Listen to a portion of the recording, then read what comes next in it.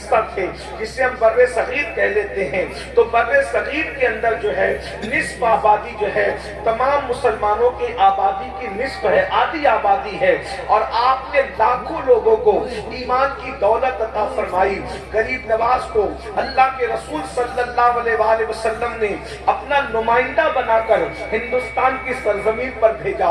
آپ اندازہ فرمائیں کہ آخر کیسی صورت ہوگی، کیسی سیرت ہوگی، کیسا انداز زندگی ہوگا، کیسی گفتگو ہوگی۔ پوری زندگی کے اندر ایک مناظرہ بھی نہیں ہوا اور 90 لاکھ لوگوں کی کو ایمان کی دولت نصیب ہو گئی۔ پوری زندگی کے اندر ایک گملہ بھی نہیں ٹوٹا، 90 لاکھ لوگوں کی زندگی کے اندر ایمان کی شمع روشن ہو گئی۔ پوری زندگی کے اندر کسی کی مالا بھی نہیں ٹوٹی، کسی کے چہرے پہ تماچا بھی نہیں لگایا، کسی کو تو اور ابے تک نہیں کہا، اور 90 لاکھ لوگوں کو ایمان کی دولت نصیب ہو گئی۔ اندازہ تو فرمائے، اللہ اکبر، کیا انداز زندگی ہوگا، کیسی خوبصورت ان کی زندگی ہوگی۔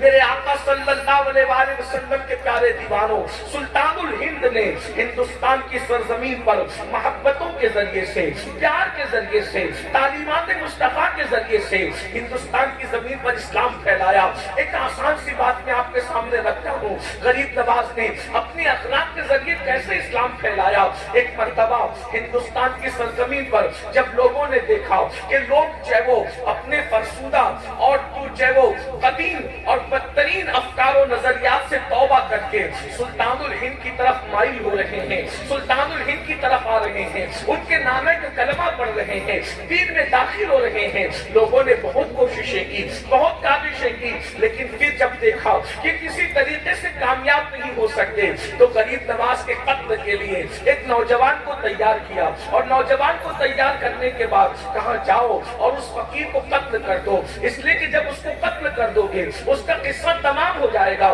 میرے نوجوانوں غور سے سننا، ہمیشہ یاد رکھنا، اینٹ کا جواب پتھر سے نہیں دیا جاتا، گالی کا جواب گالی سے نہیں دیا جاتا، کانٹوں کے مقابلے میں کانٹے نہیں بچھائے جاتے، نفرتوں کے مقابلے میں نفرتوں کا سوداگر نہیں بنا جاتا، اس لیے کہ اگر کانٹوں کے مقابلے میں کانٹے بچھاؤ گے تو زمین کانٹوں سے بھر جائے گی۔ ہم اپنے ولیوں کے آستانوں پر چادریں تو ڈالتے ہیں، پھول تو پیش کرتے ہیں، ان سے ہم سیکھتے کیا ہے؟ واللہ اگر ہم نے اللہ والوں سے ان کی تعلیمات کو سیکھ لیا ہوتا تو نفرتیں ختم ہو چکی ہوتی۔ زمین کے اوپر جو ہے اللہ اکبر، یہ جو لوگوں کی زبان سے جو ہے شعلے نکلتے ہیں، لوگ بدترین طور پر نفرتوں کے سوداگر بنے ہوئے ہوتے ہیں، یہ ساری چیزوں کا خاتمہ ہو جاتا۔ میرے بھائی یاد رکھنا، کسی بہت بڑے مفکر نے کہا تھا گندگی کو گندگی سے صاف نہیں کیا جاتا، گندگی کو پانی سے صاف کیا جاتا ہے، اس لیے تم گندگی مت بنو بلکہ پانی بنو، اس لیے کہ گندگی پسند انسان بھی گندگی کو پسند نہیں کرتا بلکہ پانی کا متلاشی رہتا ہے۔ گندگی بوجھ ہے، پانی ضرورت ہے۔ اچھی طرح یاد رکھنا، لوگوں کی ضرورت بنو گے تو عزت پاؤ گے۔ جب پانی نہیں آتا تو ہندو بھی دعا کرتا ہے پانی برس جائے، مسلمان بھی دعا کرتا ہے پانی برس جائے، سکھ بھی دعا کرتا ہے پانی برس جائے، عیسائی بھی دعا کرتا ہے پانی برس جائے۔ کوئی گندگی کو نہیں مانتا، لوگ پانی کو مانتے ہیں۔ گندگی کو گندگی سے صاف نہیں کیا جاتا، گندگی کو پانی سے صاف کیا جاتا ہے، اس لیے پانی بننے کی کوشش کرو، گندگی کو صاف کرنے کی کوشش کرو۔ اگر کوئی رشتوں کو توڑتا ہے ہمیں جوڑنے کی ضرورت ہے، کوئی ہم سے دور جاتا ہے ہمیں اس کے قریب جانے کی ضرورت ہے، کوئی نفرتوں کی بولی بولتا ہے ہمیں محبتوں کی بات کرنے کی ضرورت ہے۔ کسی مفکر نے کہا تھا جب نفرتوں کی اور محبتوں کی جنگ ہوتی ہے نفرتیں ہار جاتی ہے، محبتیں جیت جاتی ہے۔ اگر جیتنا ہے تو نفرت والے مت بنو بلکہ محبت والے بنو۔ سلطان الہند کو قتل کرنے کے لیے اللہ اکبر ایک نوجوان کو تیار کیا گیا۔ نوجوان جذباتی ہوتے ہیں، اچھائی بھی جلدی قبول کرتے ہیں، برائی بھی جلدی قبول کرتے کرتے ہیں نوجوانوں کا دل نرم ہوتا ہے. اللہ اکبر. یاد رکھیں بدر میں مکے کے بعض گنڈے نوجوانوں کو ہی برگلا کر کے لائے تھے حضور کے خلاف, اور حضور بھی ان سے مقابلے کے لیے نوجوانوں کو ہی لے کر کے آئے تھے. پتہ چلا نوجوانوں کی بڑی اہمیت ہے. میرے جوانوں, ایک جوان کو تیار کیا اور تیار کرنے کے بعد کہا جاؤ اور اس فقیر کو جا کر کے قتل کر دو, اس کا قصہ تمام کر دو. وہ نوجوان آیا اور اپنی کمر کے اندر ایک خنجر باندھ کر کے لایا.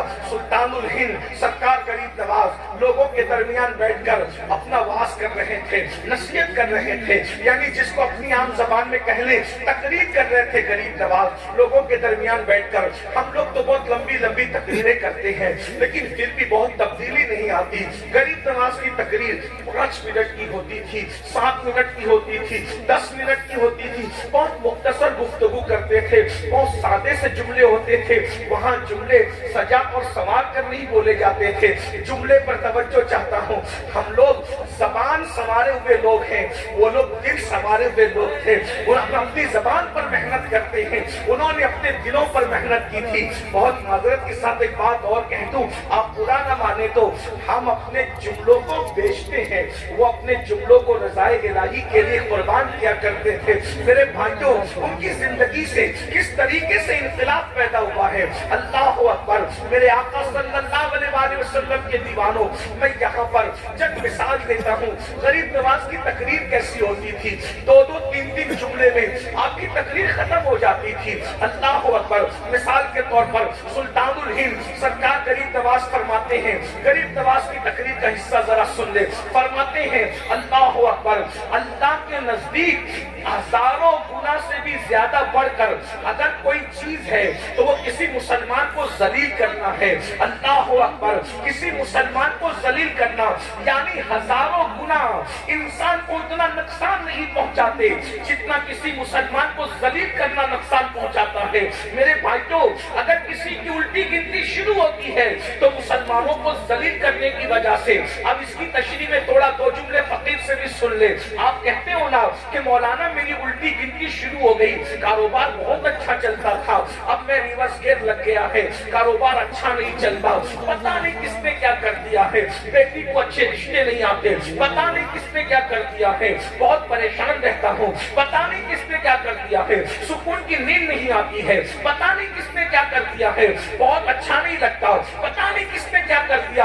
او میرے بھائی, کس نے کچھ نہیں کیا, تو نے کسی مسلمان کو ذلیل کیا ہوگا, اس لیے تیری روزی اللہ نے کاٹ دی ہے, تجھ سے اللہ نے خوشیاں چھین لی ہے. میرے بھائیوں, آج اس مجمع میں بیٹھ کر اپنے اعمال کا احتساب کرو. بتاؤ تم مسلمانوں کو ذلیل کرتے ہو کہ نہیں کرتے, رسوا کرتے ہو کہ نہیں کرتے.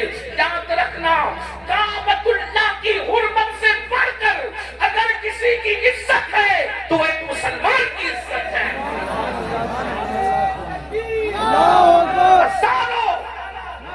ہزاروں کلومیٹر دور کعبے کی طرف پیر نہیں پھیلاتے. میں آپ کے اس ادب کو سلام کرتا ہوں, بہت اچھا کرتے ہوں, لیکن جس کی حرمت کعبے سے بڑھ کر ہے اس کو ماں بہن کی گالی دیتے ہو. کس دین پر عمل کر رہے ہو؟ اللہ کے رسول صلی اللہ علیہ وآلہ وسلم نے ایمان والے کی حرمت کو کعبۃ اللہ سے بڑی فرمایا. فرمایا اے کعبے, تیری حرمت بہت بڑی ہے, جو تیرے ارد گرد چکر لگائے اس کے گناہ معاف ہوتے ہیں, مگر اے کعبہ تیری حرمت سے بڑھ کر میرے ایمان والے امتی کی حرمت ہے. اگر مسلمان یہی سوچ لے کہ مومن کی حرمت کعبے سے بڑھ کے ہے تو کیا کسی مومن پہ کیس کرے گا, کسی مومن کی غیبت کرے گا؟ جب کعبے کی برائی نہیں کرتے تو جس کی حرمت کعبے سے بڑھ کر ہے اس کی غیبت کیسے کرتے ہو؟ جب ہزاروں کلومیٹر دور کعبے کی طرف پیر نہیں پھیلاتے تو جس کی حرمت کعبۃ اللہ سے بڑھ کر ہے اس کی بیٹی کے رشتے کو غلط بیانی کر کے کیوں توڑتے ہو؟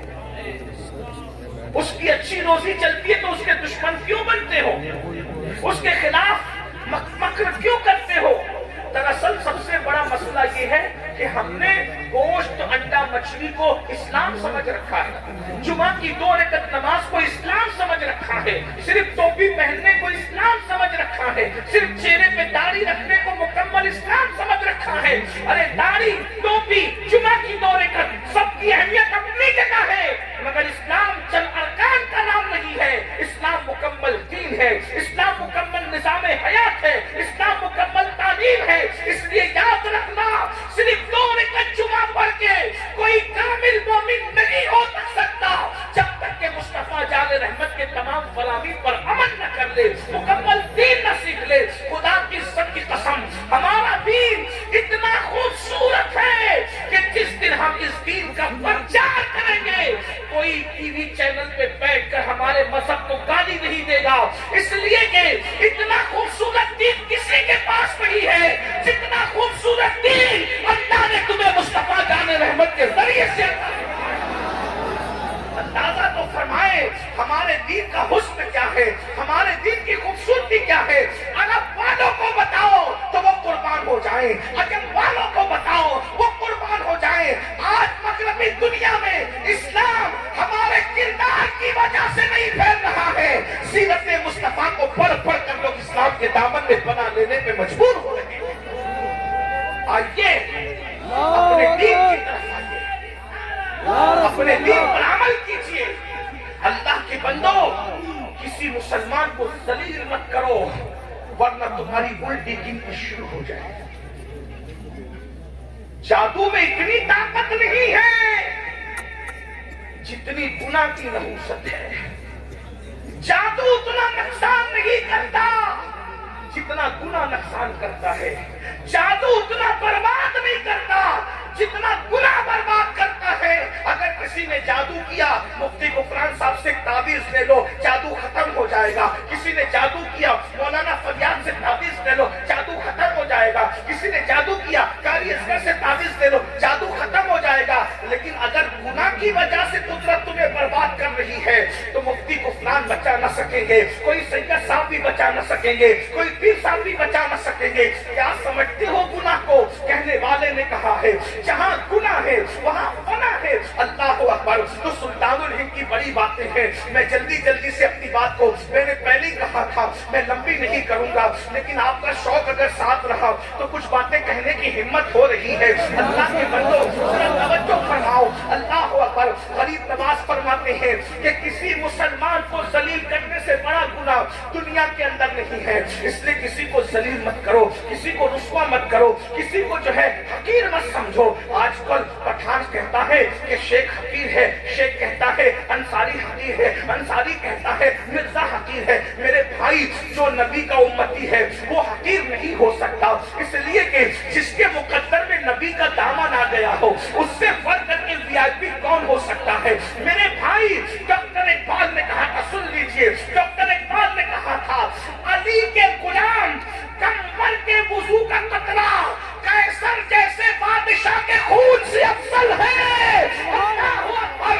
जब अली के गुलाम कम्बल के वुजू का पानी कैसर बादशाह के खून से अफसल है, जब अली के गुलाम के वुजू के कतरे का ये आलम है तो मुस्तफा जाने रहमत के गुलाम का अंदाजा तो फरमाए, कौन तो फरमाए। इसलिए कोई बिरादरी हकीर नहीं है, कोई सिलसिला हकीर नहीं है, कोई मुसलमान हकीर नहीं है। नबी का जो गुलाम है हमारा वो इमाम है। सैयदना फारूक आजम जब भी बिलाल को कहते थे, हज़रत फारूक आजम अरबी होकर हबशी बिलाल को कहते थे, खानदानी आजाद होकर गुलाम को जो आजाद करता गुलाम था उस बिलाल को कहते थे या सैयदना बिलाल, या सैयदना बिलाल। ऐ बिलाल, तू मेरा सरदार है, तू मेरा सरदार है। लोग कहते हैं गुलाम को सरदार कहते हो, क्या तुम इसका चेहरा देखते हो और इसके मुस्तफा वाला मैं दिल देखती हूं। ये मेरे नबी का आशिक है, इसलिए किसी को जलील मत करो। जलील करने से उल्टी गिनती शुरू होगी। अब आपसे मैं बात कहूं, जब आम मुसलमान को जलील करना, तवज्जो, इसको छोड़ते हैं محبت حق کی میں ان کا بیان سنیں، توجہ سے بیان سنیں، غور سے فرمائیں۔ جب عام مسلمان کو ذلیل کرنا، توجہ، عام مسلمان کو ذلیل کرنا ہزاروں گنا پر بھاری ہے، یعنی ہزاروں گنا کرنے سے وہ نقصان نہیں ہوتا جو ایک مسلمان کو ذلیل کرنے سے ہوتا ہے۔ جب ایک عام مسلمان کو ذلیل کرنا اتنا برا ہے تو جو اپنے ماں باپ کو ذلیل کرتے ہیں، جو اپنے ماں باپ کو رسوا کرتے ہیں، رات و دن ماں باپ کو دکھ میں چلاتے ہیں، ٹینشن دے کر چلاتے ہیں، انہیں تکلیف پہنچاتے ہیں، انہیں اذیت پہنچاتے ہیں۔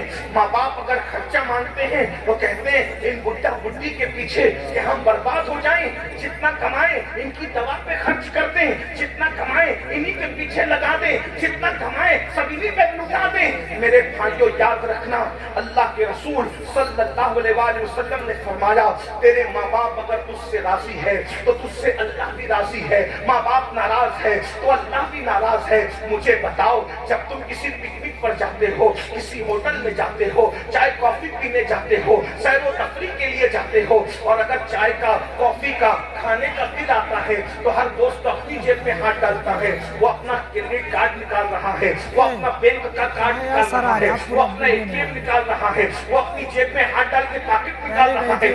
آپس میں کیوں لڑ رہے ہیں؟ بل میں دوں گا، میں دوں گا، میں دوں گا۔ دوستوں کی پارٹی میں بل میں دوں گا، میں دوں گا، اور ماں باپ ہاسپٹل میں ہو تو پھر آپس میں لڑتے ہو، بھائی تیری ماں نہیں ہے تو بل دے گا، تیرا باپ نہیں ہے تو بل دے گا۔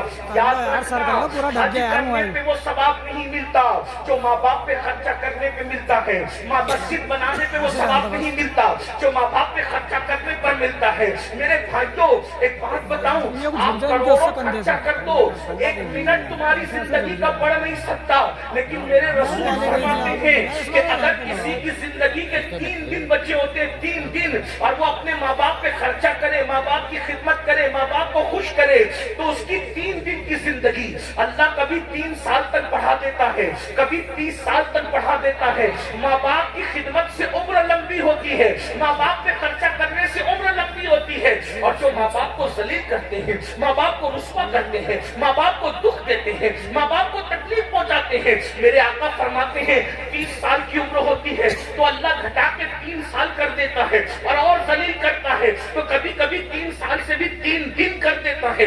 ماں باپ کو ذلیل کرنے والا جلدی مرتا ہے۔ صوفیہ کہتے ہیں 2 لوگ دنیا ہی میں عذاب چکتے ہیں، ہر ایک کا عذاب تو مرنے کے بعد ہے، لیکن 2 لوگوں کو اللہ اس وقت تک موت نہیں دیتا جب تک وہ ذلیل نہ ہو جائے، جب تک رسوا نہ ہو جائے۔ وہ 2 لوگ کون ہیں؟ ایک نبی کا گستاخ جب تک وہ ذلیل نہیں ہوتا اس وقت تک اس کو موت نہیں آتی، اور ایک ماں باپ کا گستاخ جب تک وہ ذلیل نہیں ہوتا اس وقت تک اس کو موت نہیں آتی۔ اس لیے یاد رکھنا، کتنے بھی گر جانا، کبھی نبی کی گستاخی مت کرنا، کبھی ماں باپ کی گستاخی مت کرنا۔ فرمایا گیا ماں باپ کے گستاخ اور ماں باپ کے بے ادبوں کو مرتے وقت ان کی زبان پہ کلمہ بھی نہیں آتا۔ میرے بھائیوں، ہم لوگ ہزاروں کی تعداد میں جلسہ سننے جمع ہوتے ہیں، مگر افسوس ہے آج ہمارے بوڑھے ماں باپ ہمارے گھروں میں رو رہے ہیں، ماں باپ رسوائیوں کے بہانے پر ہے، ماں باپوں سے جو ہے وہ اللہ اکبر مشورہ دینے کا حق چھین لیا گیا ہے، ماں باپ کو جو پیار دینا چاہیے تھا وہ پیار نہیں دے رہے ہیں۔ لوگ کہتے ہیں مولانا ہم تو خدمت کرتے ہیں، یاد رکھنا میرے بھائی، روٹی کپڑا اور مکان لوگ تو کام والی عورتوں کو بھی دے دیتے ہیں، روٹی کپڑا مکان دینے کی بات نہیں ہے میرے بھائی، روٹی تو لوگ کتوں کو بھی دے دیتے ہیں۔ یاد رکھنا روٹی دینے کا مسئلہ نہیں ہے، اسلام میں ماں باپ کی خدمت کا مطلب یہ ہے کہ کم سے کم ان کو بادشاہوں کی طرح رکھو، کم سے کم، اور اپنے آپ کو ان کا غلام تصور کرو۔ اللہ اللہ، جس اعلیٰ حضرت کے پڑوس میں رہتے ہو وہ امام احمد رضا اپنی کتاب میں لکھتے ہیں کہ ماں باپ سے بات ڈائریکٹ نہیں کر سکتے، ماں باپ کے آداب یہ ہیں اگر بات کرنا ہے تو پہلے ماں باپ سے اجازت لو، اگر وہ اجازت دے تو ایسی بات کرو جیسے کوئی غلام اپنے آقا سے بات کرتا ہے۔ اب آپ مجھے بتائیں کہ ہم اس پر یہ بھی تو مسلک اعلیٰ حضرت ہے، اس مسلک اعلیٰ حضرت پر کب عمل کرو گے؟ کیا مسلک اعلیٰ حضرت صرف جلسوں کے نعروں کی حد تک ہے؟ یہ عمل کے لیے بھی ہے. یاد رکھنا گستاخ رسول کی تکفیر بھی مسلک اعلیٰ حضرت ہے, اور ماں باپ کی توہین سے بچنا یہ بھی مسلک اعلیٰ حضرت ہے. گستاخ سے دور رہنا یہ بھی مسلک اعلیٰ حضرت ہے, اور ماں باپ کے بادشاہوں کی طرح تعظیم کرنا یہ بھی مسلک اعلیٰ حضرت ہے. میرے بھائیوں, دراصل بات یہ ہے, ہمیں جو آسان لگتا ہے ہم وہ لے لیتے ہیں, ہمیں جو مشکل لگتا ہے وہ چھوڑ دیتے ہیں. یہاں بات آئی تو میں ایک بات اور کر کے اپنی بات کو اینڈ کی طرف لے جاؤں گا. ماں باپ کی بات آئی, بہت حد تک ایسا ہوتا ہے کہ ماں باپ کے بارے میں تقریریں ہوتی ہے تو ہم ایک حد تک ماں باپ سے پیار بھی کر لیتے ہیں. آج ہمارے معاشرے میں سب سے بدترین جو حال ہے وہ بہنوں کا حال ہے. یہاں پر ہزاروں کی تعداد میں تو نہیں, سینکڑوں کی تعداد میں مائیں اور بہنیں بیٹھی ہوئی ہے. میں دل کے درد کے طور پر ایک بات رکھتا ہوں, آج کل بہنوں کا حال بڑا خطرناک ہے. بیٹیوں کا تو ابھی کچھ نہیں کہتا, وقت بھی اتنا نہیں ہے سب کے میں عنوان سمیٹوں, لیکن بہنوں کا حال بہت خطرناک ہے.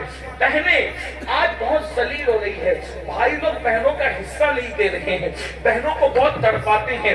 پہلے ایسا ہوتا تھا ہمارے بچپنے میں کہ جب سردیوں کی چھٹی آتی تھی, گرمیوں کی چھٹی آتی تھی تو عورتیں جو ہے اپنے میکے جاتی تھی, یعنی اپنے ماں کے گھر جاتی تھی بچوں کو لے کر, اور وہ جتنے دن چھٹیوں کے رہتے تھے اتنے دن جب وہ اپنی ماں کے گھر رہتی تھی, اپنے ماں کے گھر رہتی تھی. اللہ اکبر. مگر آج عورتیں اپنے ماں کے گھر نہیں جاتی, ڈر ہے, بھائی کو اچھا نہیں لگتا, بھاوج کو اچھا نہیں لگتا, اس لیے اب وہ سلسلہ ٹوٹ گیا ہے. اس لیے کہ جب بہنیں آنے والی ہوتی ہے تو بھائی کا موڈ آف ہو جاتا ہے. بہنوں سے آج کوئی بات صحیح نہیں کرتا, ایک تو ان کا حصہ نہیں دیتے. یاد رکھنا صحابہ کہتے تھے جب تک کہ بہن بیٹیوں کا حصہ دیتے رہو گے تب تک قیامت نہیں آئے گی. جب بہن بیٹیوں کا حصہ دینا بند کر دو گے تو قیامت کا انتظار کرو. یہ ظالم حکمراں قیامت کی نشانیوں میں سے ایک نشانی ہے. یہ بربادیاں قیامت کی نشانیوں میں سے ایک نشانی ہے. یہ تمہارے گھروں پہ بلڈوزر چلنا قیامت کی نشانیوں میں سے ایک نشانی ہے. بہن بیٹیوں کا حصہ دے دو, یہ تباہی نہیں آئے گی, یہ بربادی نہیں آئے گی. رشتوں کا خیال کرو, یہ بربادی اور تباہی نہیں آئے گی. میرے بھائیوں, آؤ ایک بہن کی عزت کس طرح کی جاتی ہے ذرا اس کو سن لیجئے تاکہ ہم سیکھ لیں بہن کا مرتبہ کیا ہے. آج ہماری بہن سے ہماری بات بند ہے, بہن کی کوئی عزت نہیں ہے. آج جلسوں میں ہم ٹاپک دیتے ہیں لڑکیاں مرتد ہو رہی ہے. کیوں مرتد ہو رہی ہے؟ ارے بہن کو اگر تم نے اس کا حق دیا ہوتا, بہن غربت کی چکی میں نہ پستی, بہن کو تم نے پیار دیا ہوتا. پتا ہے آج بچیوں کو رشتے نہیں آتے تو بھائی اس کو زہر کی نگاہ دیکھتا ہے, تو ذلیل ہے, تو رسوا ہے, تو منحوس ہے, اس لیے تجھے رشتے نہیں آتے. جب اس کو بھائی کا پیار نہیں ملتا, جب اس کو باپ کا پیار نہیں ملتا, جب اس کو بھاوج کا پیار نہیں ملتا تو وہ بچی ناچار دوسری طرف جو ہے پیار کی نگاہ سے دوڑتی ہے, اور وہ ظالم لوگ اس کو جو ہے سب بات دکھا کر اس کا ایمان چھیننے کی کوشش کرتے ہیں. یاد رکھنا جس گھر میں بیٹی کو پیار ملے گا وہ بیٹی کبھی باہر نہیں جائے گی. آج گھروں میں وہ پیار کا ماحول نہیں ہے. میں آپ کو بتاؤں رسول اللہ نے بہن سے کیسا پیار کیا. کھانے سے پہلے نمک چکھنے کی سنت یاد ہے, مسواک کرنے کی سنت یاد ہے, بکری کا گوشت کھانا سنت ہے, کھانے سے پہلے میٹھا کھانا سنت. یہ ساری سنتیں جو تمہیں نفس پر آسان لگتی وہ یاد ہے. بہن پہ سب کچھ قربان کر دینا یہ بھی تو سنت ہے. سبحان اللہ سبحان اللہ. حضور نے کیسے پیار کیا بہن سے وہ دیکھو.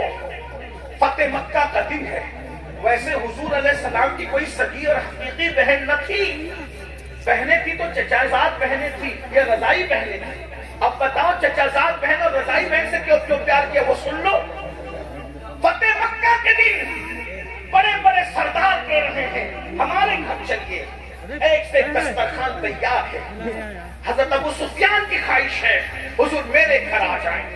دوسرے سرداروں کی خواہش ہے, اکرما کی خواہش ہے میرے گھر آ جائیں, فلاں کی خواہش ہے میرے گھر آ جائیں. حضور جس کے گھر جاتے اس کے گھر کو 4 چاند لگ جاتے. لیکن فاتح مکہ کہتے ہیں سب کی دعوت کی اہمیت اپنی جگہ ہے, میں کسی کے گھر نہیں جاؤں گا.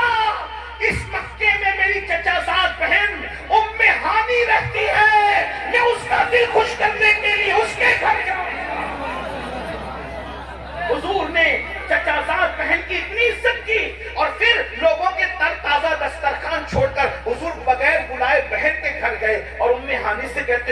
ہانی گھر میں کچھ کھانے کو ہے؟ ہانی کہتی یا رسول اللہ میں تو غریب ہوں، میرے گھر میں باسی سوکھی روٹی پڑی ہوئی ہے، اگر چاہیں تو وہی کھا لیں۔ حضور نے بہن کا دل خوش کرنے کے لیے، سوچو، حضور نے بہن کا دل خوش کرنے کے لیے سوکھی روٹی کے ٹکڑے چبانے شروع کیے تو حضور کے ماتھے پہ پسینہ آنے لگا۔ یہ بہن کی عزت ہے۔ آج بہن سے اپنے تعلقات اچھے نہیں، ہر سال عمرے کو جا رہے ہو، رد کر دیا جائے گا میرے بھائی عمرہ بہت معافی کے ساتھ۔ ہر سال حج کر رہے ہو، تمہارے منہ پہ مار دیا جائے گا۔ مسجدیں بنا رہے ہو، جہنم میں کچل دیے جاؤ گے اگر تم نے اپنی بہنوں کو خوش نہیں کیا، اگر تم نے اپنے بھائیوں کو خوش نہیں کیا۔ ارے بہن تو اتنی قیمتی ہوتی ہے کہ بہن کی وجہ سے اس کے سسرالی رشتوں سے حضور نے کتنا پیار کیا۔ جب حنین فتح ہوا، حنین کی فتح ہوئی، مسئلہ تو یہ کہ حضور کی سیرت نہیں پڑھی ہم نے، ہر ننگے دھڑنگے پیروں کی سیرت ہم نے گڑ گڑ کے بیان کی، لیکن جس کی سیرت کو خدا بیان کرتا ہے اس کی سیرت سے ہم دور ہو۔ ہمارا تو پورا فوکس صرف کرامتوں پر ہے، سیرتوں پر ہمارا فوکس ہے۔ بتائیے، برا مت ماننا، اللہ کے رسول صلی اللہ علیہ وآلہ وسلم حنین کی جنگ میں مال غنیمت ہاتھ آیا، بہت مال ہاتھ آیا۔ بہن تو پھر بہن ہے، بہن حق جب پیار کرتی بھائی سے۔ اتنے میں صحابہ کے پاس ایک عورت آئی اور وہ عورت آ کر بوڑھی تھی، وہ آ کے کہتی کدھر ہے تمہارا پیغمبر، میں اس سے بات کرنا چاہتی ہوں۔ صحابہ نے کہا تم ایسے کیسے کہہ سکتی ہو، اس طرح ہم اپنے نبی کے بارے میں جملے نہیں سن سکتے، کدھر ہے تمہارا پیغمبر، بات کرنا چاہتی ہوں۔ تو اس عورت نے کہا ارے میں اس کی بہن ہوں، بہن میں اس سے بات کرنا چاہتی ہوں، بہن ہوں۔ صحابہ نے کہا ان کی تو کوئی بہن ہم نے نہیں سنا کبھی۔ کہا کہ ان سے کہو کہ جس حلیمہ سعدیہ کا دودھ پیا ہے اس حلیمہ کی بیٹی رضائی بہن شیمہ تم سے ملنے کے لیے آئی۔ مسلمانوں، بہن کی عزت تم کیا جانو، اپنی بیویوں کے کان بھرنے پر اپنی بہنوں سے بات بند کرنے والوں۔ میں اپنی ماں اور بہنوں سے کہتا ہوں اپنے شوہر کو اس کی جنت سے دور مت کرو۔ اگر تم نے شوہر کو اس کے بھائیوں سے دور کیا، اس کی بہنوں سے دور کیا، اس کے ماں باپ سے دور کیا، تو تم سے بڑا دشمن تمہارے شوہر کا کوئی نہیں ہے میری بہن، کیونکہ تو اپنے شوہر کو جنت سے دور کر رہی ہے۔ تمہیں چاہیے جس کا جو حق بنتا ہے وہ حق دے دو۔ تم اپنی بہنوں کا بھی حق دو اور شوہر کی بہنوں کا بھی حق دو، تم اپنے ماں باپ کا بھی حق دو اور اپنے شوہر کے ماں باپ کا بھی حق دو۔ معاشرہ خوبصورت اسی وقت تشکیل پائے گا، حق مانگنے کی بجائے بغیر مانگے لوگوں کا حق تقسیم کرتے رہو، معاشرہ خوبصورت ہوتا جائے گا۔ جب اللہ کے رسول نے سن لو، اللہ کے رسول نے جب شیمہ کا نام سنا، لوگ شیمہ بھی کہتے ہیں، شیمہ بھی کہتے ہیں، تلفظات کے اندر میں آپ کو جانا نہیں چاہتا، میں فقیر آدمی ہوں، جس تلفظ سے بھی آپ بولے ٹھیک ہے، بات پہنچ جائے، شیمہ بھی صحیح، شیمہ بھی صحیح، بہرحال زیادہ صحیح علماء نے فرمایا شیمہ ہے۔ شیمہ کا نام سنا، حضور اٹھ کر آئے اور اٹھ کر آ کر شیمہ کو دیکھا۔ 50 سال کے بعد پہلی بار ملاقات ہوئی تھی، بلکہ اور زیادہ عرصہ بیتا تھا، 50 سال کے بعد پہلی ملاقات دودھ پلانے والی ماں حلیمہ سعدیہ کی بیٹی سے ہوئی تھی، مگر جیسے سنا کہ یہ شیمہ ہے، حضور علیہ السلام نے اپنی چادر اپنی بہن کے لیے زمین پہ بچھا دی۔ حضور نے اپنی چادر اپنی بہن کے لیے بچھا دی، وہ مزمل و مدثر والی چادر حضور بہن کی عزت کرتے ہیں۔ دودھ پلانے والی ماں حلیمہ کی بیٹی رضائی بہن کی یہ عزت ہے۔ آج ہماری بہنوں کو ہم زہر کی نظر سے، زہریلی نظر سے، بہنیں گھروں پہ آتے ہوئے ڈرتی ہیں، بہنوں بھائیوں سے بات کرتے ہوئے ڈرتی ہے کہ ابھی ڈانٹ سن لیں گے۔ نہیں، ہم پیار دینے آئے، جو پیار نہیں دیتا رحمت للعالمین سے اس کا تعلق کیا ہے؟ حضور نے اپنی بہن کے لیے اپنی چادر بچھائی، اپنی بہنوں کو بلاؤ۔ ارے بہن کا سینہ اگر چیر کے کوئی دیکھ سکتا تھا تو بہنیں بتاتی کہ بہن بھائی سے کتنا پیار کرتی، بھائی بہن سے اتنا پیار نہیں کرتا، لیکن بہن اپنے بھائی سے بہت پیار کرتی۔ اللہ کے رسول نے اپنی رضائی بہن کے لیے چادر بچھائی، شیمہ بیٹھو، بٹھا دیا، شیمہ بیٹھ گئی۔ پھر حضور علیہ پہلے عزت دے کے بٹھایا، پھر شیمہ 50 साल के बाद आई, इतनी देर कर दी तुमने।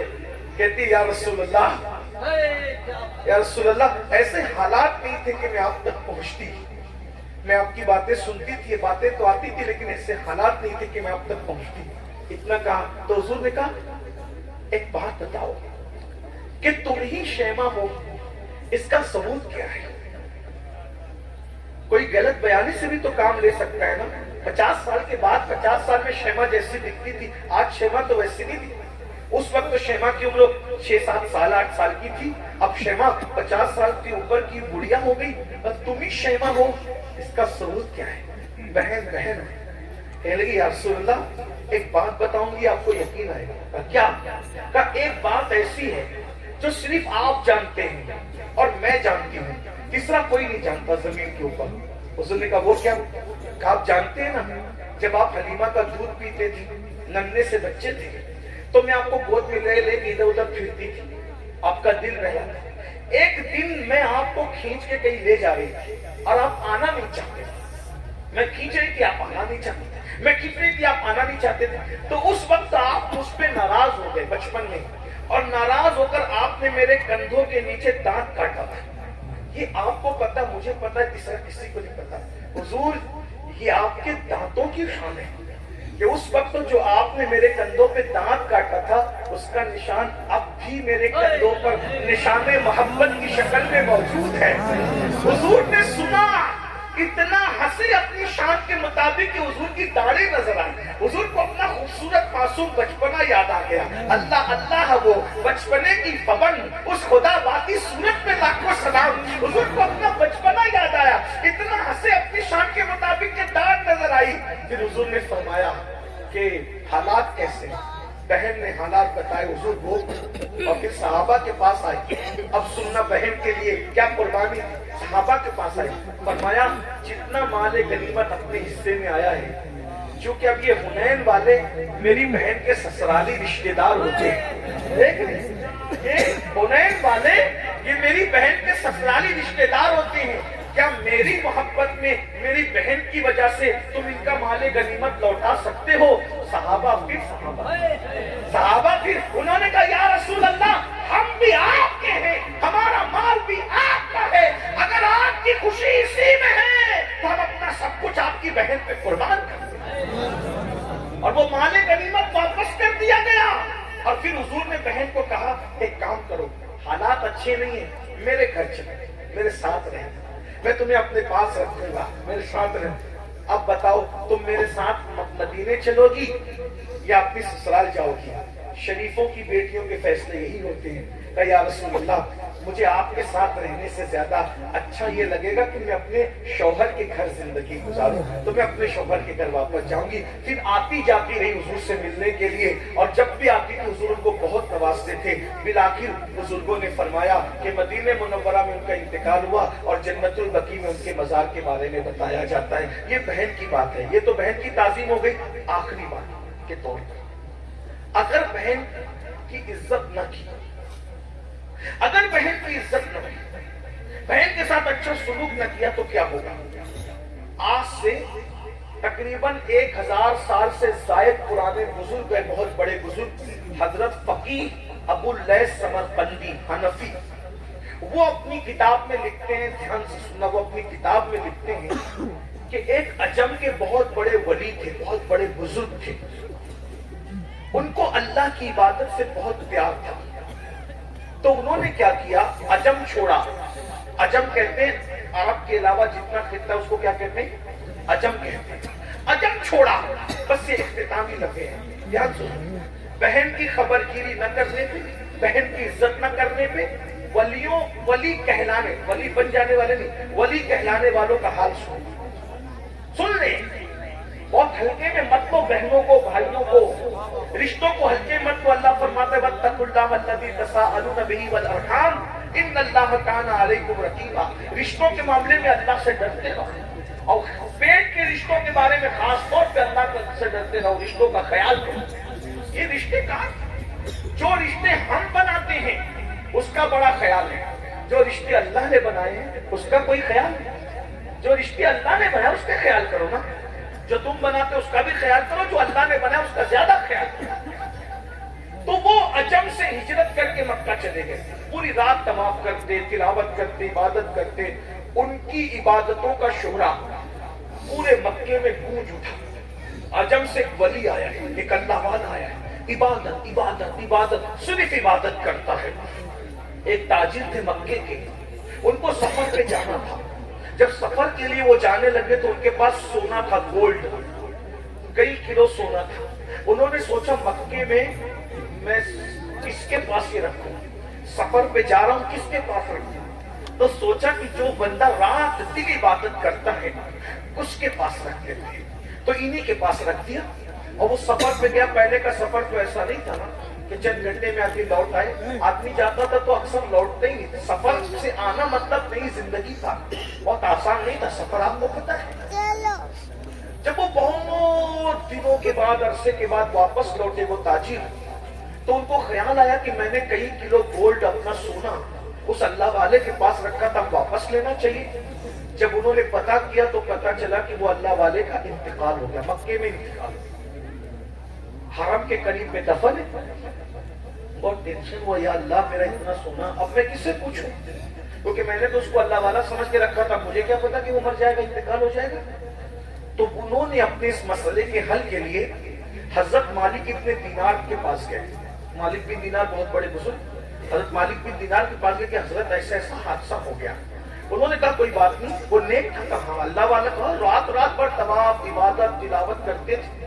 کہا بیٹا دیکھو ایک عمل بتاتا ہوں، اگر تم نے یہ عمل کر لیا تو شب جمعہ میں آدھی رات کے بعد مقام ابراہیم کے پاس جانا کہ جو مسلمانوں کی جنتی روحیں ہوتی ہے وہ شب جمعہ میں آدھی رات کے بعد کعبے کے طواف کے لیے آتی ہے۔ جو جنتی ہوگا وہ طواف کعبہ کے لیے شب جمعہ میں آئے گا۔ یہ عمل پڑھ لو، اس کو آواز لگانا، اگر وہ جنتی ہے تو وہ ضرور تجھ سے بات کرے گی اس کی روح۔ یہ عمل آج بھی دنیا میں موجود ہے، بزرگوں کے پاس ہے، ہم لوگ کے پاس نہیں ہے، تو اس کے چکر میں نہیں پڑنا، لیکن جو عبرت کی بات ہے وہ پیش کرنا، ورنہ آپ اس عمل کو ڈھونڈنے لگو گے تو یاد رکھیے وہ عمل اب بھی ہے دنیا میں اللہ والوں کے پاس۔ ہمارے محررہ مطہرہ کے سرکاروں سے متعلق میں نے سنا ہے کہ روح کو حاضر کرنے کی عملیات وہاں پر بڑے مضبوط اور پاورفل ہیں، الحمدللہ۔ بہرحال تو بڑی بات، تو کہا کہ یہ عمل پڑھ لو اور شب جمعہ آدھی گزر جائے تو آواز لگانا، اگر وہ جنتی ہے تو تم سے بات کرے گا، تمہیں بتا دے گا۔ یہ عمل پڑھ کے پہنچنے کے بعد آواز لگائی لیکن کوئی جواب نہیں آیا، کوئی جواب نہیں آیا۔ یہ حضرت مالک بن دینار کے پاس ہے، حضرت مالک کو دینار نے کہا انا للہ و انا الیہ راجعون۔ اس کا مطلب تم جس کو جنتی سمجھ رہے ہو وہ جنتی نہیں ہے، اگر وہ جنتی ہوتا تو اس کی روح ضرور آتی۔ اب اس چونکہ وہ وہاں نہیں ہے تو وہ جہنمی ہے۔ اب اس کو بھی ملنے کے لیے جانا ہے تو ایک کنواں ہے، اس کا نام ہے بیر برہوت۔ بیر برہوت جو فلاں فلاں ملک میں، وہاں جاؤ، یہ عمل پڑھ کے جاؤ، اب اس کی روح تم کو وہاں ملے گی۔ مرتا کیا نہ کرتا، کئی کلو گولڈ سونے کا معاملہ تھا، وہ بیر برہوت پر گیا۔ آدھی رات کے بعد ہمت کی داد دینی چاہیے، اور وہاں آواز لگائی تو اس کی آواز آئی۔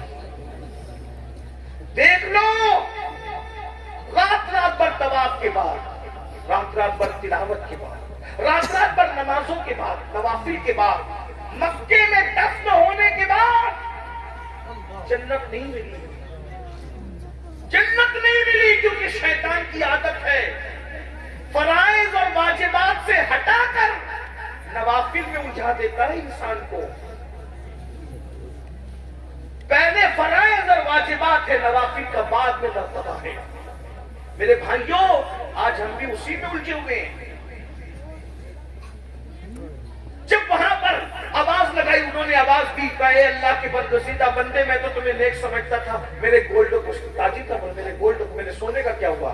تو کہا کہ میں خیانت کرنے والا نہیں، میں نے تمہارے سونے کو اپنے گھر کے زینے کے نیچے دفن کیا ہے، جاؤ اور اپنی امانت لے لو۔ انہوں نے کہا بہت اچھا، آپ واقعی نیک ہے، اتنے امانت دار ہیں، آپ سے ایک سوال کرتا ہوں، اتنے نیک ہو کر جہنم میں کیسے آ گئے؟ تو انہوں نے کہا ساری عبادت دھری کے دھری رہ گئی، ایک گناہ کی وجہ سے جہنم میں آ گیا ہوں، بس ایک گناہ ہے۔ اب وہ کیا گناہ ہوا آپ سے؟ اب گناہ یہ ہوا کہ میں عبادت کے شوق میں عجم چھوڑ کر اپنا وطن چھوڑ کے مکہ آ گیا۔ ایک بہن تھی، پلٹ کے میں نے کبھی اس بہن کی خیر خیریت بھی نہیں پوچھی، بہن کی کبھی خیر خیریت نہیں پوچھی۔ تو جب میں مرا، مجھے موت آئی اور میری روح اللہ کی عدالت میں حاضر ہوئی، تو اللہ نے فرمایا تو اچھا کھاتا رہا اور تیری بہن اچھے کھانے کو ترستی رہی، تو اچھے کپڑے پہنتا رہا، تیری بہن کپڑوں کو ترستی رہی، تو اچھے مکان میں رہا، تیری بہن ٹوٹی پھوٹے مکان میں زندگی گزارتی رہی، اس لیے تو نے بہن کا حق ادا نہیں کیا۔ جا، تیری ساری عبادت دری کے دری رہتی ہے اور بہن کا حق ادا نہ کرنے کی وجہ سے تجھے جہنم میں داخل کیا جاتا ہے۔ واقعی میں نیک ہوں، پرہیزگار اور متقی ہوں، لیکن صرف بہن کی حق تلفی کی وجہ سے، بہن کا دل دکھنے کی وجہ سے، بہن کا دل ٹوٹنے کی وجہ سے میں جہنم میں آ گیا۔ اس مجمع میں بھی میرے بھائی ہزاروں لوگ ہیں، موجود ہوں گے، ہم نے بہن کا دل توڑا۔ میں یہی تو کہنا چاہتا ہوں، جب عام مسلمان کا دل توڑنا، اس کو ذلیل کرنا اتنا تباہ کر دیتا ہے آدمی کو، تو بہنوں کا دل توڑنا، بھائیوں کا دل توڑنا، ماں باپ کا دل توڑنا، رشتے داروں کا دل توڑنا کتنا نقصان ہے۔ پھر کیا ہوا؟ اس تاجر کو اس حضور نے کہا اگر تم مجھ پہ احسان کر سکتے تو ایک احسان کرو، عجم میں فلاں فلاں شہر میں اب بھی میری بہن حیات ہے، اگر تم اس کے پاس جا کر کے اس کو کہہ دو کہ وہ مجھے معاف کر دے، اگر بہن معاف کر دے گی تو میری بگڑی بن جائے گی۔ وہ تاجر وہاں سے نکل کے سوچا کہ یہ بات سچی ہے کہ غلط ہے، وہ سیدھا پہلے مکہ گیا، وہ زمین کھودی، سونا نکلا، سمجھا کہ بات صحیح ہے۔ پھر وہ عجم گیا، عجم جانے کے بعد جو پتہ بتایا تھا، ایڈریس بتایا تھا، جب وہاں پہنچا تو دیکھا ایک بوڑھی عورت ہے، بہت برے حالات میں، ٹوٹے پھوٹے مکان میں ہے۔ جب وہاں پہنچا تو پہنچنے کے بعد کہا تم فلاں فلاں کو جانتی ہو؟ وہ بیٹھی تھی، اٹھ کے کھڑی ہو گئی، رو پڑی، وہ میرا بھائی تھا، میرا بھائی تھا، وہ تیرا بھائی تھا۔ دیکھو بہن ناراض ہے، دل توڑا گیا ہے، حق تک بھی کی، پھر بھی کہہ رہی میرا بھائی میرا بھائی تھا۔ اور تم کیسے جانتے ہو میرے بھائی کو؟ کہا کہ میں مکے کا رہنے والا ہوں، اس کا انتقال ہو گیا۔ رو پڑی، میرے بھائی کا انتقال ہو گیا، افسوس افسوس۔ پھر کہا اسی نے مجھے بھیجا ہے، میں تمہارے پاس آیا ہوں، بتاؤ اس کے بارے میں کیا ہے؟ پیار تو بہت ہے لیکن اس نے بہت دل توڑا، وہ مجھے چھوڑ کے چلا گیا، لیکن کبھی میری خیریت بھی نہیں پوچھی، میرا حال بھی نہیں پوچھا۔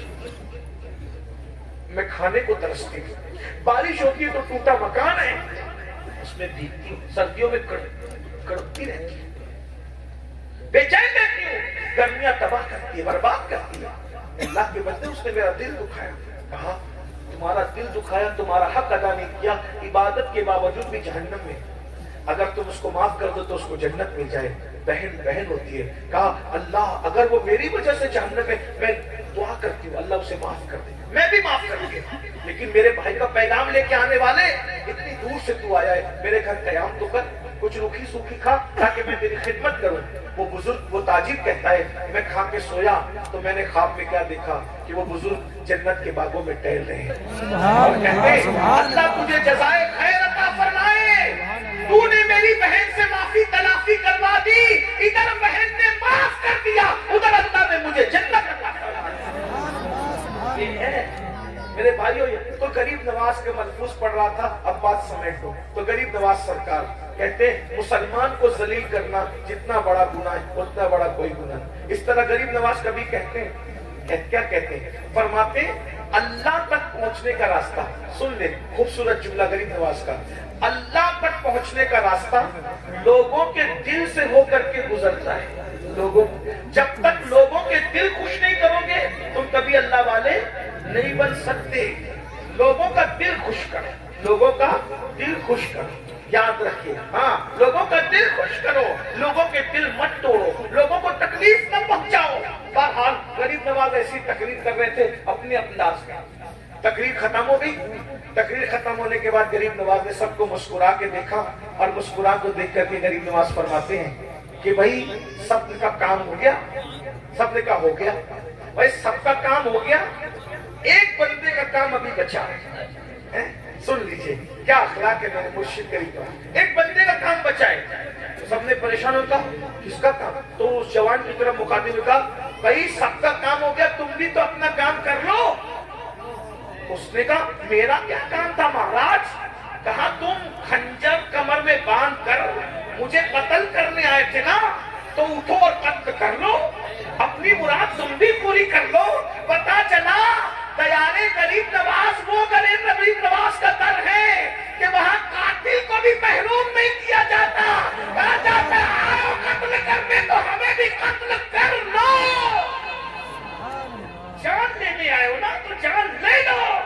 وہ حیران ہو گیا، وہ کہا یہ تو میرے دل کا جذبہ بھی جانتے ہیں، میرے کمر کا خنجر بھی جانتے ہیں. اس نے خنجر اٹھایا اور اٹھا کر کے کہا مہاراج میں بہت مہان آدمی سے دشمنی مول لے لی میں نے، یہ خنجر سے مجھ کو قتل کر دو، مجھ پاپی کو زمین پہ رہنے کا حق نہیں ہے. اٹھائیے خنجر اور مجھ ذلیل کو قتل کر دیجئے. رحمت للعالمین کے نواسے نے کہا ہم بدلہ دینے والے لوگ نہیں ہیں، ہم تو معاف کرنے والے لوگ ہیں. جا میں تجھے معاف کرتا ہوں، آج کے بعد ایسی غلطی مت کرنا. جا. اس نے کہا اب کہاں جاؤں مہاراج، میں تو آپ کے قدموں میں رہنے کے لیے آیا ہوں. اور قدم پکڑ کے کہا جس معین کے اخلاق کا یہ عالم ہے تو اس کے نانا محمد الرسول اللہ کے اخلاق کا عالم کیا ہے. اور اس کے بعد وہ کلمہ پڑھ کے مسلمان ہوا، اور مسلمان ہونے کے بعد غریب نواز نے قاتل سے کہا ایمان دیا، قاتل کو ایمان دے. خواجہ ہند وہ دربار ہے آنا تیرا، کبھی محروم نہیں، مانگنے والا تیرا. سلطان الہند کہتے مان کیا مانتا ہے؟ کیا کہا؟ مان کیا مانتا ہے؟ ہوشیار تھا وہ بھی، چھوٹا موٹا ہندوستان تھا، ہوشیار تھا. اس نے کہا مہاراج میں نے سنا ہے مسلمان ہر سال حج کرتے ہیں، اور حج کرتے ہیں تو ان کے سب گناہ معاف ہو جاتے ہیں. تو میں چاہتا ہوں کہ زندگی میں 40 مرتبہ حج کروں. کتنی بار حج کروں؟ کیا ہوشیار تھا، 40 حج نہیں مانگے، صرف 40 سال عمر کی گارنٹی بھی مانگے. بھائی جب 40 حج کرے گا تو زندہ 40 سال تک رہے گا. کوئی حج کرے گا، حج روز روز تھوڑی ہوتا ہے، حج تو سال میں ایک بار ہوتا ہے. حیرت ہے وہ نو مسلم کو سمجھ آ گئی تھی، یہ 8 سال سہارنپور میں پڑھنے والوں کو سمجھ کب آئے گی؟ وہ نئے مسلمان ابھی نہ کوئی جلسہ سنا نہ کوئی تقریر سنا، اس کو پتا ہے کہ نبی کا بیٹا حج کی دعا دے گا تو میں حاجی بھی بن جاؤں گا، اور عمر کی دعا دے گا تو اللہ میری عمر بھی دراز کر دے گا. ارے غیر مسلم کا بچہ مسلمان ہوا تو اس کو اتنی سمجھ آ گئی، یہ مولوی کا بچہ کب سنے؟ ذرا بتایا نہیں نا. پھر آپ کہتے ہیں کہ کسی کو کچھ نہ کہا کرے. چلے ہم کسی کو کچھ نہیں کہتے لیکن اپنی بات تو رکھ سکتے ہیں بھائی. ہے ذرا بتائیے نا. وہ کچھ نہیں دے سکتے. میں نے کہا حکیم دوا دے سکتا ہے، حاکم داد دے سکتا ہے، وہ کیوں کچھ نہیں دے سکتے؟ تو بریلی کا کلندر کہتا ہے حاکم حکیم داد دوا دے، یہ کچھ نہ دے. حاکم حکیم داد دوا دے، یہ کچھ نہ دے. مردود یہ مراد کس آیت اثر کی ہے؟ مردود یہ مراد کس آیت اثر کی ہے؟ کہاں سے لائے تم؟ حکیم دوا دے سکتا ہے، حاکم داد دے سکتا ہے، کیا اللہ کا محبوب تمہیں کچھ نہیں دے سکتا؟ ہم تو ہمارا تو عقیدہ ہے خلق کے حاکم ہو تم، رزق کے قاسم ہو تم سے ملا جو ملا تم پہ کروڑوں درود. اور ان کے جو نائب ہیں پھر وہ بھی عطا کرتے ہیں. ارے کتنا عطا کرتے ہیں یہ تو ایک الگ سا عنوان ہے، لیکن دیتے ہیں. کچھ تو کہتے ہیں نہیں دیتے. میں نے کہا صحیح کہا. سنی کہتا ہے دیتے ہیں، کہا صحیح کہا. تو کچھ لوگ کہتے ہیں اور تو صلح کلی تو نہیں ہو گیا؟ دونوں کو صحیح کہہ رہے. میں نے کہا نہیں، صلح کلیت کو تو آگ لگے. الحمدللہ ہم فکر رضا کے وارث ہیں، لیکن بات جو ہے وہ ہے، دونوں کی صحیح ہے. وہ کہتا ہے نہیں دیتے. میں نے کہا صحیح کہا. وہ کہتا ہے سنی کہتا ہے دیتے. اس کو نہیں ملا تو وہ کہتا ہے نہیں دیتے. میں نے کہا صحیح کہا. سنیوں کو ملا. میں نے کہا بالکل ملا. صحیح کہا. مجھے بھی ملتا ہے، بہت ملا. جھولیاں بھر گئی سب کی، کوئی خالی نہ گیا. ہو کے مایوس تیرے در سے سوال ہی نہ گیا.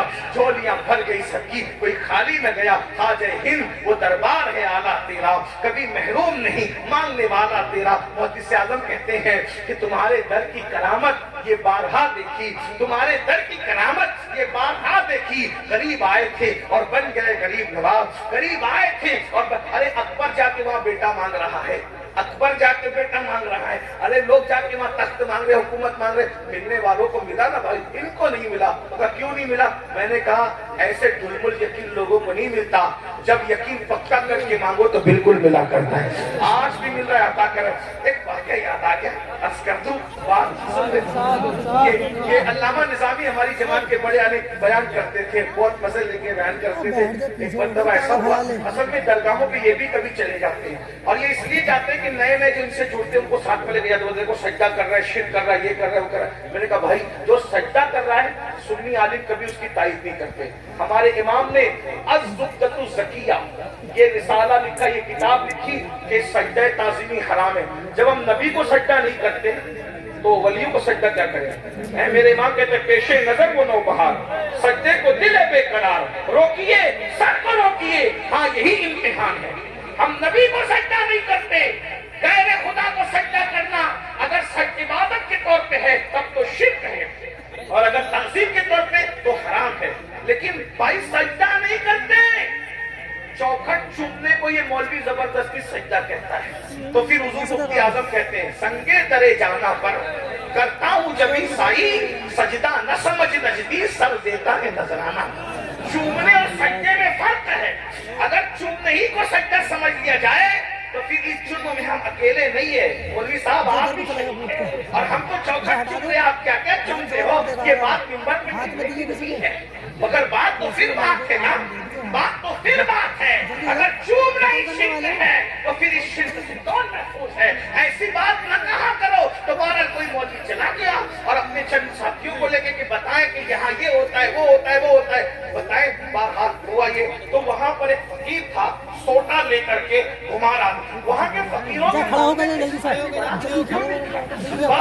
جلدی مانگنے کی بات کر رہا ہوں، دوسری کسی بات کی تعریف نہیں کر رہا ہوں۔ وہ کہتا دے دے خواجہ، دے دے خواجہ، دے۔ وہ جو انداز ان لوگ کا بڑا پیارا مانگنے کا ایک انداز ہوتا ہے، ادائیں ہوتی ہے، وہ دے اور پھر کہہ رہا پوری 5 روپے کی نوٹ لوں گا خواجہ، اس سے کم نہیں لوں گا خواجہ۔ اور وہ گھومتا جا رہا ہے، بولتا جا رہا ہے۔ یہ بیچارہ اسی جماعت کا وہ دیکھتا ہے، کھولتا ہے اللہ سے مانگ، اور دے دے خواجہ دے۔ حالانکہ غریب نواز کو اللہ کا بندہ سمجھ کر اللہ کے اذن سے دینے والا مانگنا، مان کر کے مانگنا کوئی شرک نہیں ہے۔ یہ بہت تفصیلی عنوان ہے، ابھی چھڑوں گا تو اس پہ دلیل دوں گا تو لمبا وقت جائے گا، لیکن بات موسم سردی کا ہے، بات ختم کر رہا ہوں۔ وہ کہہ رہا تھا دے دے دے، وہ گھومتا جا رہا ہے، دے دے، اس کو غصہ آ رہا ہے، وہ بار بار گھوم گھوم کے آتا ہے، دے دے خواجہ 5 سے کم نہیں دوں گا، 5 سے، وہ جو اس کا ان لوگ کا انداز ہوتا ہے۔ تو اس کو غصہ آیا اور غصے میں کہا اور تیرا خواجہ کیا دے گا؟ یہ لے 5 روپے کا، ہاں سونی 5 روپے کا لے لو، یہ لے لو، کیا تیرا خواجہ کیا دے گا؟ فقیر کا ہوشیار تھا، فقیر کا پہلے نوٹ پہ قبضہ کیا اور جیب میں رکھا، اور جیب میں رکھ کے ہوتا ہے او خواجہ تیرے بلہاری جاؤں، اب تو دیکھا تھا کہ غلاموں سے دلاتا ہے، آج یہ بھی دکھا دیا کہ دشمنوں سے بھی دلا دے گا۔ غور کرنا ہے، اور خواجہ تو دلانے پہ آتا ہے تو دشمنوں سے بھی دلا دیتا ہے۔ خواجہ ہند وہ دربار ہے آلہ تیرا، کبھی محروم نہیں ماننے والا تیرا۔ مسلمانوں دعا کی قبولیت کے لیے نیک ہونا ضروری نہیں ہے، دعا کی قبولیت کے لیے نیک ہونا ضروری نہیں ہے، دعا کی قبولیت کے لیے یقین کا ہونا ضروری ہے۔ اگر یقین سے مانگو گے، اگر یقین سے مانگو گے تو اللہ بھی عطا کرے گا، یقین سے مانگو گے تو نبی بھی عطا کریں گے، یقین سے مانگو گے تو ولی بھی عطا کریں گے، اور اگر ڈھلمل یقین لے کر کے جاؤ گے کچھ نہیں چلے گا تو وہ مسلمان ہو گیا۔ اور کہا غریب نواز نے کیا مانگتے ہو؟ مانگو۔ اس نے کہا 40 حج کرنا چاہتا ہے، 40 حج مانگے، اور جب 40 حج کافر، مگر یہی نہیں، آخری بات یہ ہے میری کہ جب 40واں حج کرنے جاؤں، جب 40واں حج کرنے جاؤں تو میں واپس نہیں آؤں، میں وہیں رہ جاؤں اور میری قبر وہیں بن جائے۔ نبی کے لال نے کہا جا تو 40 حج کرے گا، میری دعا ہے، اور جب 40ویں حج پہ جائے گا تو اللہ تیرا ایمان پر وہیں خاتمہ فرمائے گا۔ غور فرمائیں، اس اخلاق کے ساتھ غریب نواز نے ہندوستان میں اسلام پھیلایا۔ اللہ تعالیٰ ہم سب کو